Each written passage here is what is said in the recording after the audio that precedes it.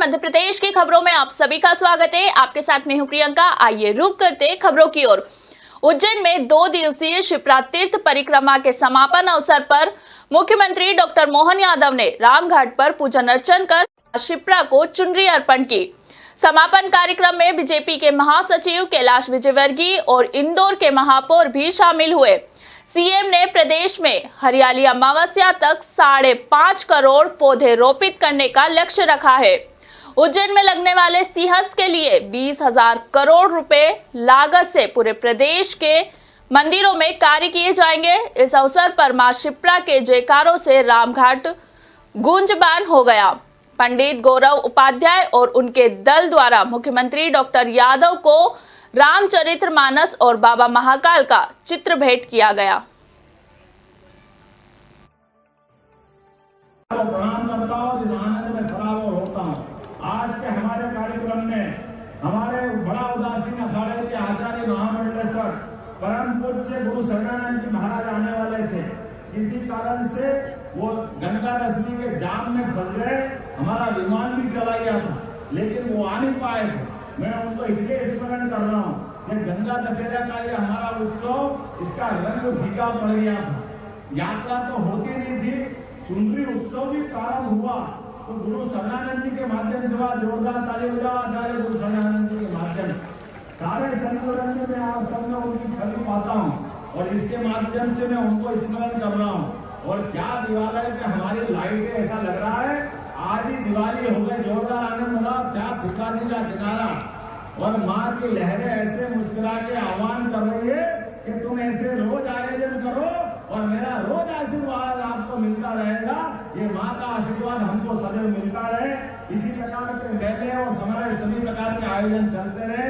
मेरी अपनी ओर से आप सबके लिए 2 निवेदन करते हुए अपनी बात समाप्त करूंगा कि हमारे लिए जीवन में जल का अत्यंत महत्व है। जल की सुरक्षा करना, जल स्रोत की सुरक्षा करना, जल संवर्धन के काम में लगे रहना, अर्थात कुएं, बावड़ी, तालाब, इनकी साफ सफाई रखना अपनी और अपने परिवार के साथ, ये हम सबका दायित्व है। यात्रा यही समाप्त नहीं होती है। यात्रा जीवन भर जल के अपने को रोकने के लिए भी होती है। इसलिए हम सब मन में संकल्प धारण करें कि आने वाले समय में जितने जल के स्रोत है उनको जिंदा रखेंगे। जो जल स्रोत है उस जल का सदुपयोग करेंगे अपने जीवन में। वर्षाकालीन जो जल हमारे घर या आसपास से बह के निकल जाता है, उसको जल भंडारण के लिए अपने जीवन में, अपने मकान के अंदर विभिन्न प्रकार से संरक्षित करने का प्रयास करेंगे।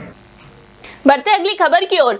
देश भर में बकरा ईद पर हर कहीं सौहार्द और माहौल दिखाई दे रहा है। सुबह से ही मुस्लिम धर्म विभिन्न मस्जिदों में ईद की नमाज पढ़ने के लिए उमड़े। उज्जैन में भी बकरा ईद का उत्साह के साथ मनाया गया। ईद की मुख्य नमाज इंदिरा नगर के ईदगाह पर शहर काजी ने अदा कराई। नमाज में हजारों की संख्या में समाजजन शामिल हुए। नमाज के बाद सभी ने एक दूसरे को गले लगाकर ईद मुबारक देकर बधाई दी। बकरा ईद की मुख्य नमाज ईदगाह पर शहर काजी ने सभी धर्मालुओं को अदा करवाई।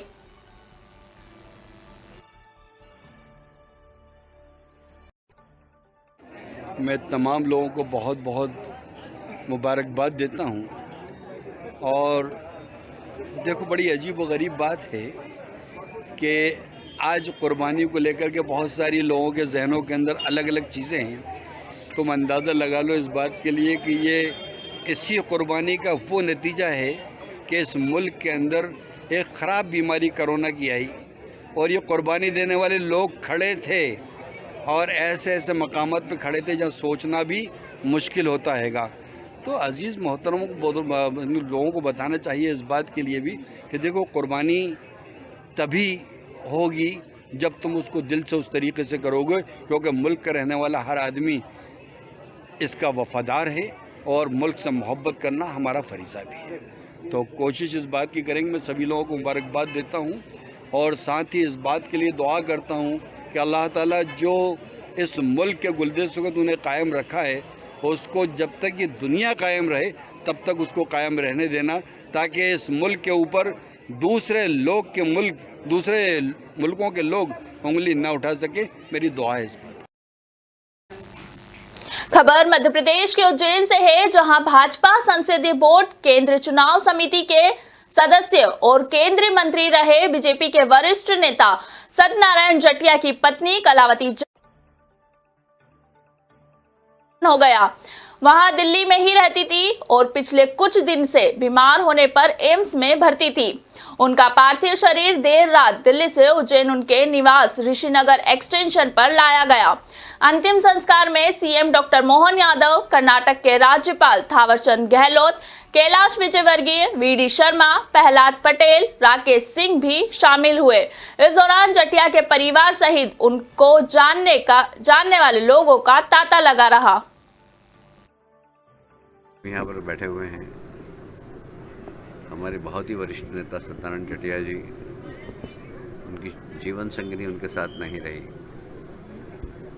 मैं जटिया जी को बहुत पहले से जानता हूँ, जब वे संगठन मंत्री थे। संगठन मंत्री के बाद विधायक बने, सांसद बने। मैं 83 में जब पार्षद बना, पार्षद का टिकट दिया मुझे, तो पार्टी ने माननीय जटिया जी की ड्यूटी मेरे वार्ड में लगाई थी।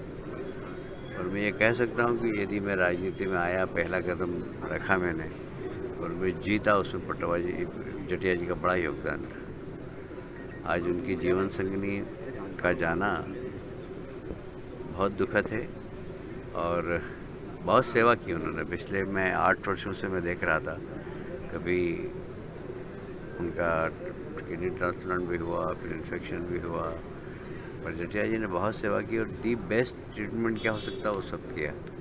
पर जीवन की गति तय करना तो ईश्वर का काम है और ईश्वर को यही मंजूर था कि आज वो ले जाए। और बड़े अच्छे दिन गई हैं वो।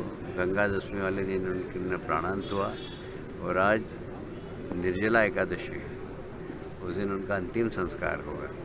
तो ऐसे समय पे प्राणांत होना और ऐसे दिन पे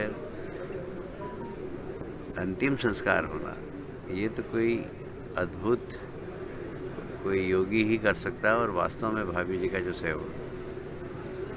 व्यवहार था बहुत ही मिलनसार, बहुत आने वाले कार्यकर्ताओं की चिंता करने वाला और एक बहुत अच्छी सामाजिक कार्यकर्ता थी वो। उनके निधन से हम सब दुखी हैं और जटिया जी को जो वज्रघात हुआ है उसमें हम सब उनके सहभागी हैं। ये सिर्फ उनका ही नहीं है, हम सब के पारिवारिक संबंधों ने कारण हमारे ऊपर ही वज्रघात है।